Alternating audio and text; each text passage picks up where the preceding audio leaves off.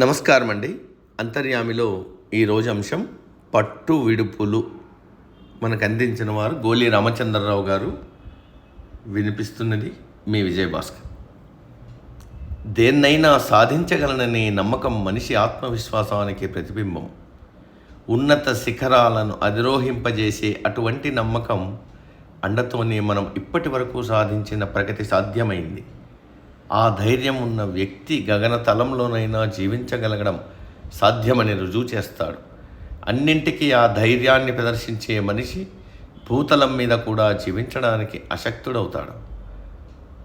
చెక్కు చెదరని ఉక్కు సంకల్పం ఉండటం వల్లనే అంతరిక్షం మనకు యాత్రాస్థలమైనది. అన్ని వేళలా గెలుపు గుర్రం ఎక్కి సవారి చేయడం అందరికీ సాధ్యపడదు. కాలం మనకు అనుకూలం కాని సమయంలో తలపెట్టిన పనులు ఎంతకీ పూర్తి కావు. ఒక్కొక్కసారి చాలా ఆలస్యం కూడా కావచ్చు. ఆ సమయంలో స్థితప్రజ్ఞ అవసరమవుతుంది. అనుకున్నది సాధించే విషయంలో పట్టు విడుపులను ప్రదర్శించడం గొప్ప నేర్పరితనం.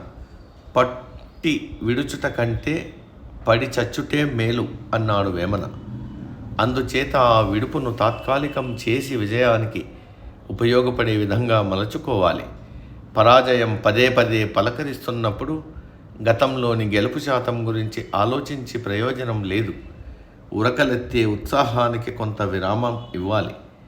ఆలోచనలో కానీ ఆచరణలో కానీ నాణ్యత కొరవడిందేమో తెలుసుకోవడానికి ఆత్మవిమర్శ చేసుకోవాలి.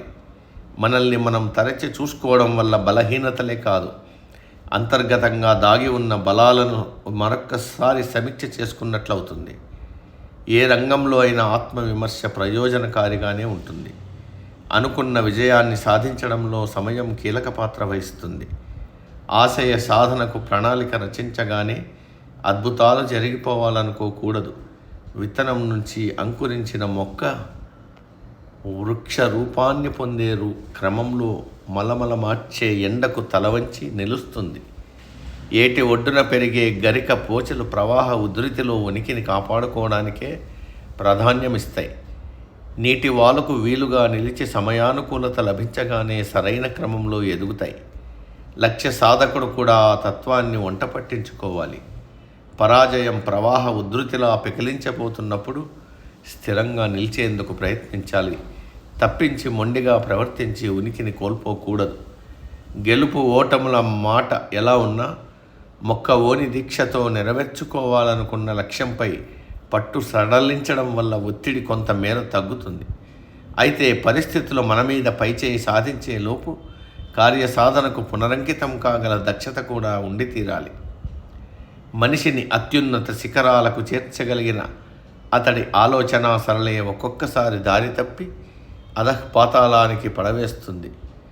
విజయం సాధించగలనన్న అతి విశ్వాసం గెలుపుపై పట్టును కోల్పోయేలా చేస్తుంది. ఆ వైఖరి క్రమంగా అపజయానికి చేరువవుతుంది. అది నిర్లక్ష్యానికి లభించిన ప్రతిఫలం. పట్టు విడుపులను ప్రదర్శించే నైజం అపజయాన్ని అంగీకరించడం కాదు, అలాగే పరాజయాన్ని చూసి వెనకడుగు వేయడం కూడా కాదు. అది ఒక వ్యూహ రచన. కౌరవులు తమకు ఎంతగా అన్యాయం చేస్తున్నా, భీమార్జునుల వంటి వీరులు ఈ చెంతనే ఉన్నా ధర్మరాజు కౌరవులతో యుద్ధానికి సై అనలేదు. తమ వాదన గెలవాలనే మొండిపట్టు పట్టలేదు. ప్రణాళికాబద్ధంగా విడుపును ప్రదర్శిస్తూ వ్యవహరించాడు.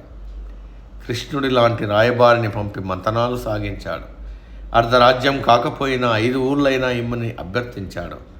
ఈ వేడుకోలు ఫలించదన్న విషయం ధర్మరాజుకు తెలియంది కాదు. జరగబోయే నష్టం వల్ల రాబోయే అపకీర్తి తమపై పడకూడదు అన్నది అతడి వ్యూహం. అందుకే తిక్కన ధర్మరాజును మెత్తని పులిగా అభివర్ణించాడు.